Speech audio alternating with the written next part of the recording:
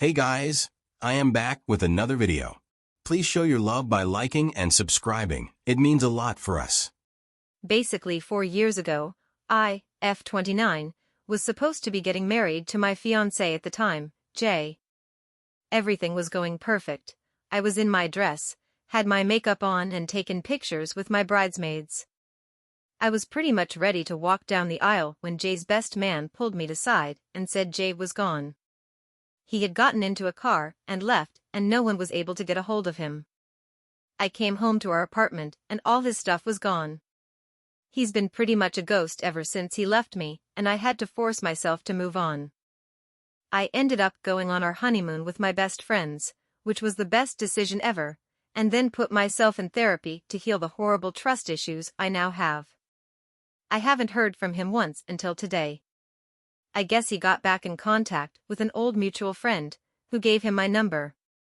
Jay texted me and said wants to meet up and apologize. He says he has a lot to explain to me about what happened that day. I'm torn. I swore Jay was a dead memory, but my curiosity and desire to get closure with him is pestering me. My current boyfriend supports me whatever I decide, and I feel out of respect to him and how wonderful he's been, I should ghost Jay. I'm very confused. I never expected to hear from Jay again. I have no idea what to do. Please help. So we heard her side of the story, and what I think is, based on your description of the situation, it's completely understandable why you're torn. This man had no respect for you or your time. He left you humiliated on the most important day of your wedding preparations, with no explanation. He also ghosted you for 4 years and is now only reaching out. Your current boyfriend has been amazing and supportive, and it's nice to see you respect him in your relationship. To be honest, I wouldn't give your past fiancé the time of day. He had his chance to give you closure 4 years ago. Let's move on to the updates. First off, I just want to thank everyone for the advice. I honestly wrote the post to just vent my frustration and confusion, and possibly get advice. I honestly forgot about the post for a few days until my sister and I were talking, and she mentioned she saw a post from some girl getting left at the altar and ex showing up again years later. I told her it was mine, and she has been pushing me to do an update post.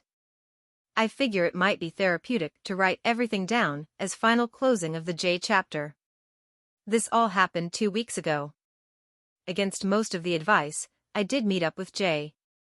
As a lot of you said, it did not add any value to my life. Also, it was part of a 12-step program and he was making amends. We met up at a park and my boyfriend came with me. He sat off to the side while Jay and I talked. I actually feel stupider after meeting with him.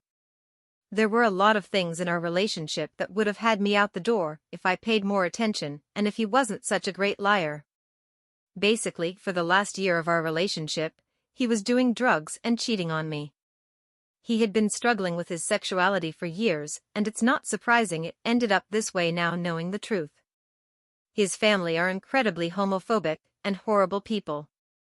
I wanted nothing to do with them when we were together, but he insisted on them being around just for the big life events, like our wedding. The drugs were something to get him through the day and act like he was in love with me when he was actually in love with someone else. He had met his boyfriend at work and I had actually met him a few times when I'd drop off lunch for Jay. When our wedding approached, his boyfriend said he needed to choose and Jay chose him. So he packed his bags up and pretended everything was great until his boyfriend picked him up and they moved 2 towns over. I asked him if he was still with his boyfriend and he said no. He thought he could quit the drugs once he was free of his family and lying, but he couldn't. His boyfriend found out and left him. He kept going, getting high and hooking up with randoms. One of his regular hookups ended up overdosing while they were asleep in the same bed and died, and he realized he had to get sober. He apologized for not just being honest with me and leading me on like he did. He wished he could go back and be truthful because I would have been the most accepting of him being gay out of everyone. He said he missed me when he left because even though he didn't love me romantically, I was his best friend. It was a lot to take in.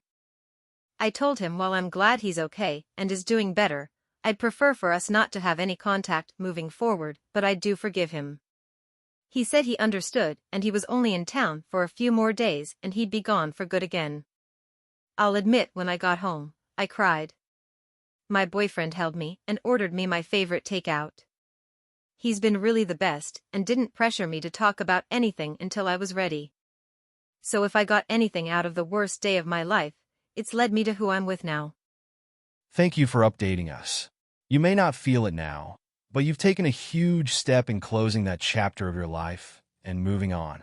You've shown incredible strength and resilience through this painful experience, and it's truly amazing to hear about the supportive boyfriend you have. Remember to focus on your own happiness and not let the past define you. Take all the time you need to heal and know that brighter days are ahead. Okay, guys, comment your thoughts. Don't forget to like and subscribe for more content.